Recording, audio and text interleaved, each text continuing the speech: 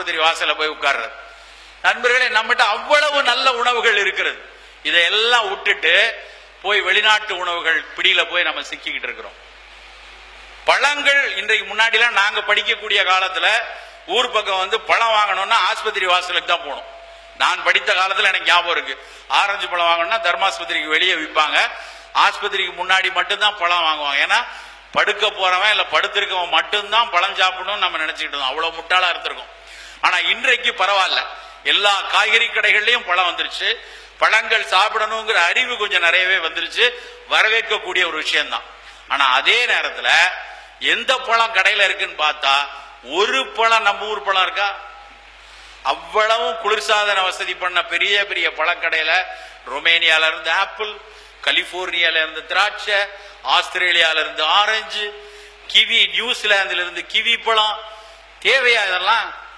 இப்படி வெளிநாட்டு பழங்கள் எல்லாம் 30,000 கிலோமீட்டர் 20,000 கிலோமீட்டர் இங்க தாண்டி வர்றதுக்கு 2 டிகிரி 3 டிகிரியில பிறந்து 31 டிகிரிக்கு இங்க வந்து சேர்றதுக்கு அந்த பொருட்களுக்கு எவ்வளவு பூச்சிகள் பூசி நமக்கு இங்க வரும், எவ்வளவு தெர்மோஸ்டாட்டிக் கண்டிஷன்ஸ்ல கொண்டு வருவாங்க. அங்க எங்கேயோ ஒரு இடத்துல நியூசிலாந்து விளைவிச்சு அது நம்ம ஊர் அடுப்பங்கரைக்கு வர்றதுக்குள்ள எவ்வளவு விதமான பௌதீக மாற்றங்களை கடந்து இங்க வரும். அது எதுவும் புரியாம அந்த பழத்தை போய் சாப்பிடலாம். நம்ம ஊர்ல இருக்கக்கூடிய மிகச்சிறந்த பழங்கள்ல ஒண்ணு வாழைப்பழம். மிக மிக சிறந்த பழம். நீங்க ஒரு தமிழ்நாட்டை பொறுத்தவரைக்கும் நான் சொல்லுவேன், களியக்காவலையில் இருந்தனா அங்க ஊர்ல நேந்திரன் பழம், செவ்வாழை, உடலை நேந்திரமலம் ஒரு பியூனியா இருக்காங்க, ரொம்ப ஒல்லியா இருக்கக்கூடிய குழந்தைக்கு உடல் எடையை கூட்டுவதற்கு ஒரே ஒரு பழம் நேந்திரமலம் போதும். ரெகுலரா நேந்திரமலம் கொடுத்தா குழந்தையினுடைய உடல் எடை கூடும். நின்று கொண்டே சமையல் அறையில நின்றுட்டு இருக்காங்க, இல்ல ஒரு பள்ளி அறையில பாடம் எடுப்பதற்காக நின்று கொண்டே இருக்கிறார்கள். குதிகால வலி வருது, தூங்கி எந்திரிச்சு காலை ஊன்னா வலிக்குது, நடக்க முடியல, கொஞ்ச நேரத்துக்கு அப்புறம் தான் வலி குறையுது அப்படின்னு சொல்லக்கூடிய பெண்களுக்கு செவ்வாழை ஒன்று போதும். செவ்வாழை மட்டும் சாப்பிட்டா அந்த குதிகால் வாதம் நல்லா போகும். அதை தாண்டி அப்படியே நாகர்கோயில் வந்தீங்கன்னா அங்க மட்டி பழம்னு ஒண்ணு இருக்கும், குட்டியா இருக்கும், சின்னோண்டு இருக்கும், ஒரு பென்சில் மாதிரி, ஒரு சுண்டு விரல் சைஸ்ல, குழந்தைகளுக்காகவே பிரத்யோகமா உள்ள பழம். மலம் நல்லா இழகி குடல்ல இருக்கக்கூடிய புண்களை ஆற்றக்கூடியது மட்டி பழம். இன்னும் அதை தாண்டி அப்படியே திருநெல்வேலி வாங்க, மொந்தன் வாழைன்னு ஒண்ணு உண்டு, நாட்டுப்பழம்னு சொல்லுவாங்க. களக்காடு, திருநெல்வேலி, விருதுநகர் வரை கிடைக்கும். அந்த நாட்டுப்பழம் மூல நோய்க்கு அதை விட மிகச்சிறந்த மருந்து கிடையாது. ரத்த மூலத்தையும் போக்கும், மலச்சிக்கலை போக்கும், பிஸ்டுலாவை போக்கும், மூலத்துக்கு போக்கும். அந்த ஒரு பழம் போதும். திருச்சிக்கு வாங்க, திருச்சியில மோரிஸ் அப்படின்னு ஒரு வாழைப்பழம், இன்னைக்கு அது குறைஞ்சிருச்சு, பச்சை கலர்ல இருக்கும், ஆனா அவ்வளவு இனிப்பா இருக்கும்.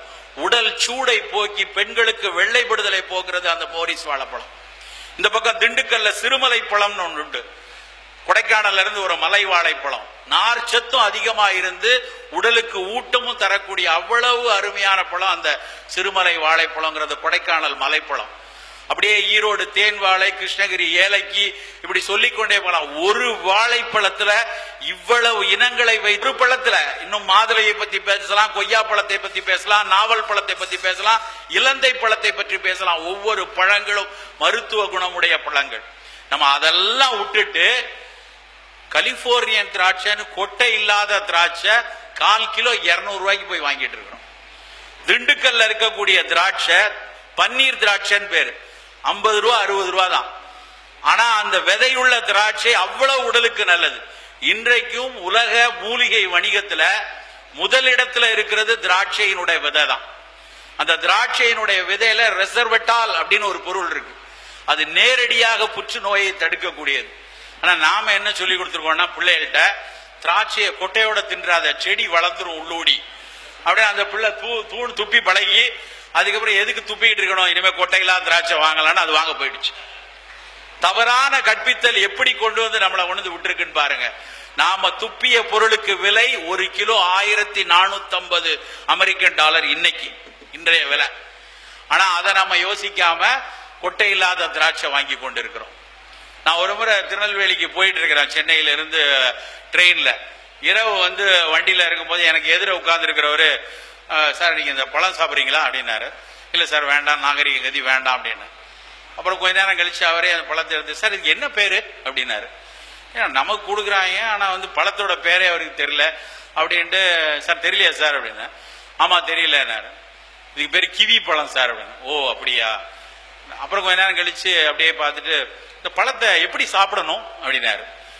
என்ன பேருன்னு தெரியல, எப்படி சாப்பிடணும்னு தெரியல, ஆனா அதை வாங்கி ஒரு 5-6 வச்சிருக்காரு. அப்ப கேட்டேன், எப்படி சார் இது ஒண்ணுமே தெரியலையே உங்களுக்கு, இது பேரும் தெரியல, எதை நம்பி இதை வாங்கினீங்க அப்படின்னாரு. சார் பழமுதிர் சோலையில பிரிண்ட் அவுட் ஒட்டியிருக்கான் சார், விட்டமின் சி நிறைந்ததுங்கிறான் சார், ஆஸ்திரேலியால இருந்து வந்திருக்குன்னு சொன்னான் சார், ஒரு பழம் 60 ரூபா சார் அப்படின்னா. சோ இவர்கள் மனதில் என்னன்னா, வெளிநாட்டில் இருந்து ஒரு பழம், விலை கூடிய பழம், அதுக்கப்புறம் விட்டமின் சி நிறைந்ததுன்னு வேற போட்டாச்சு. அப்ப நான் அவர்கிட்ட சொன்னேன், சார் இந்த ட்ரெயின் நேரா செங்கோட்டைக்கு தான் போகும், அந்த ட்ரெயின்ல கடைசியில இறங்குனீங்கன்னா, இறங்கி வாசலுக்கு வெளியே வந்தீங்கன்னா ஒரு கூறு போட்டு கொஞ்சம் பழம் வச்சிருப்பாங்க, அதுக்கு பேரு நெல்லிக்காய். 1 கிலோ இப்ப சீசனுக்கு 12 ரூபா தான் வரும். அந்த 1 கிலோல ஒரு 15-20 பழம் இருக்கும். அதுல ஒரு பழத்துல இருக்கக்கூடிய சத்துல 1/3 கூட இந்த கிவி பழத்துல கிடையாது.